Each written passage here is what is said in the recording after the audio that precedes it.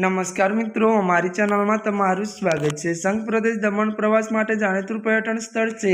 ખાસ કરીને દક્ષિણ ગુજરાતમાં મોટી સંખ્યામાં લોકો ખાવા પીવાની પાર્ટી માટે દમણની વાટ પકડતા હોય છે। ત્યારે તાજેતરમાં દમણની એક હોટલમાં ખાવા પીવાની પાર્ટી કર્યા બાદ એક વ્યક્તિ સાથે લૂંટમાં અત્યારે હોટલમાં લૂંટ થઈ હોવાની ઘટના બની હતી।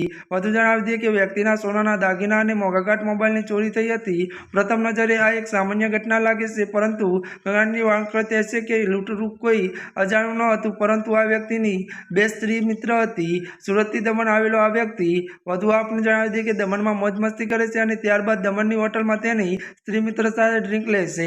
જોકે ડ્રિંક લીધા બાદ જ્યારે તે બાનમાં આવે છે ત્યારે ખ્યાલ આવે છે કે પોતે લૂંટાઈ ગયો છે। ઘટના બાદ ત્યારે આ મામલે દમણ પોલીસ હરકતમાં આવી છે। મળતી વિગતો અનુસાર મિત્રો વધુ આપને જણાવી દઈએ કે દમણ પોલીસે આ મામલે બે મહિલા સહિત 3 આરોપીની ધરપકડ કરી લીધી છે। દમણ પોલીસે જેમની ઘર ત્યારે ધરપકડ કરી છે તે બે મહિલા સહિત 3 આરોપીની અતિશય શાંતિય અપરાધી છે।